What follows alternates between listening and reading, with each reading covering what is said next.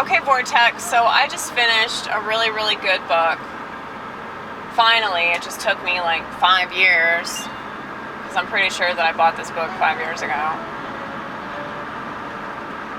It's called The Myth of Mental Illness, and it's written by a psychiatrist who worked in that field in the 50s. He's from Budapest. I think that I said he was from Hungary, but let's face it, I'm an American. I don't know where anything is, okay? At least I can admit that. And it does bring me shame, okay? I don't study a map. But there's really no point in studying a map because, everything's a lie, so. What if all these countries are in a completely different place?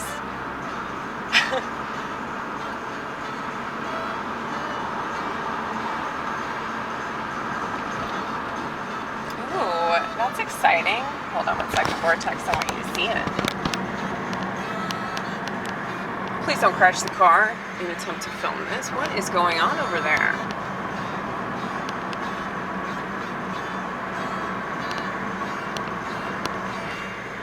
I kind of want to go over there. Amy. Amy. You can't... Amy. Fuck it, let's do it. I'm just curious. Hold on.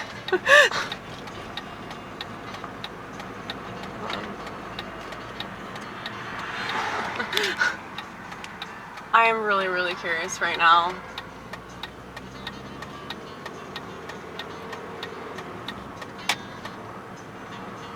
See, I don't have drugs in my car. If I had drugs in my car... Dude, those lights literally just turned off, right when you came over here. That is insane. They did. That is crazy. Oh my god, this makes me so mad. Fuck you. Fuck you. Guess I'm gonna turn back around. That was so lame. They saw me coming and they were like, fuck! Crazy bitch alert! She's coming, you better cut him off! Cut him off right now! Okay, fine. Fine! Fuck you too! I was so excited. The Vortex was excited, but...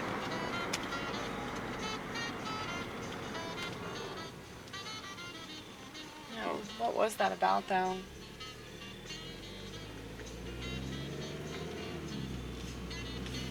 Anyway. Well, that was a fun little detour, wasn't it? Sorry, I got impulsive. And that was pointless to get impulsive. But... Anyway. So I was reading this book on mental illness.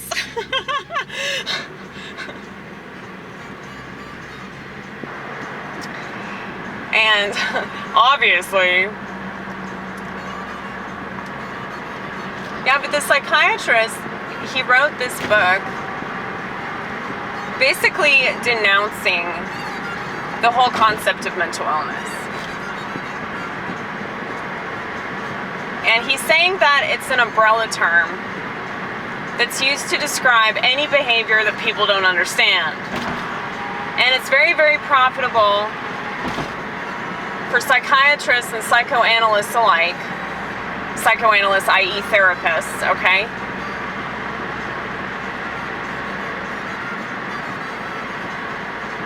And because they don't clarify what they're doing or what they're even trying to accomplish. And this book was written back in 1974, okay?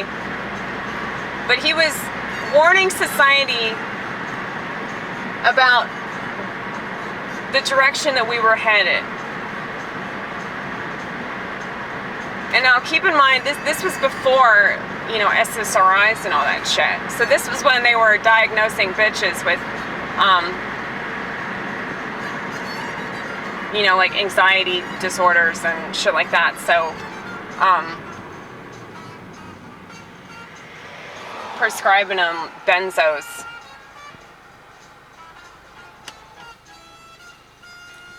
Now this was like shortly after, you know, the feminist movement took hold once again. So I think this was what, the second wave? But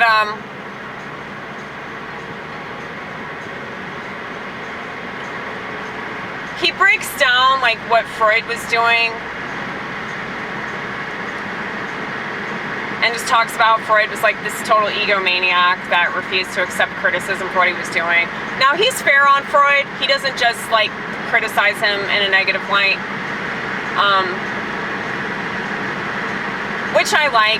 You know, I think it's really dangerous to just knock people all the time. You know, they might have some good points. But anyway,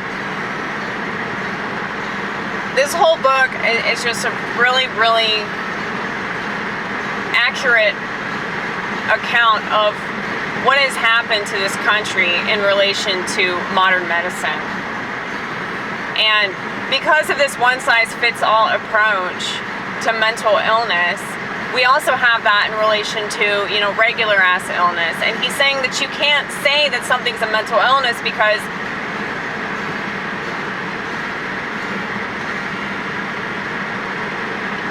you have no way to like actually prove that. So it all started with, you know, neurology and with like hysteria. Ooh, you see that moon? Or whatever the fuck that is.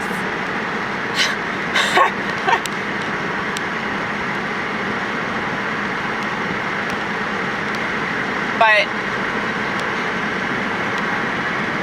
yeah, it's a really, really interesting book, and I think that I'm gonna read some passages from it. I'm gonna pretend that I'm everybody else on the internet, and I'm just gonna like analyze somebody else's content. How about that? Only this is gonna be content from 1974, written by a very prominent, successful psychiatrist who was the co-founder of this particular organization that was trying to prevent people from involuntary commitment. I guarantee you, like, all these MAGA people are gonna get scooped up by the government and forced to go to a mental institution. That's what's going to happen, man. And it's gonna be through their smartphones and their social networks and all that shit. They're so stupid. Like, all these people are so fucking stupid. And they look at me like I'm crazy and paranoid and all that shit, but that's probably what's going to happen. Now, me personally, I ain't worried about it because I've already been to a psych ward, you know? I'm really good with them. I make them laugh, you know? I make everybody laugh, though. I make cops laugh.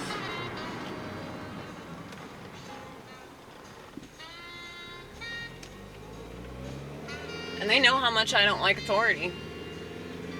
So, I must be pretty good at what I do, huh? But anyway, yeah, I would highly encourage everybody to read this book.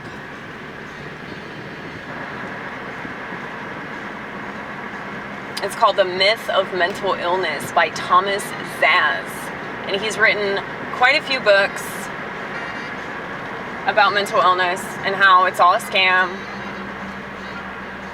And he didn't even get to, like, the pharmaceutical companies, okay? Like, because at the time, like, the pharmaceutical companies weren't what they are now, okay? So he's just talking about mental illness in general, and the labels, and the stigma.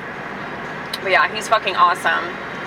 This book made me cry, though, because it's so sweet that somebody did this. Somebody in the field that actually does care about the public. So yes, it is possible for there to be doctors in the field that give a fuck, okay? But they are few and far between, unfortunately. But I'll show you this other book that I have. It's called The Dissenting Dictionary.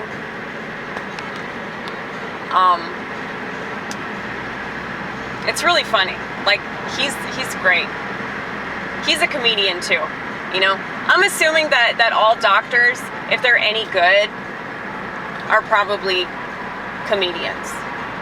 Because they have to be working with all these dunderheads that don't give a fuck about the public. They have to have a good sense of humor in order to not kill themselves, you know? Which is why people that are really good at comedy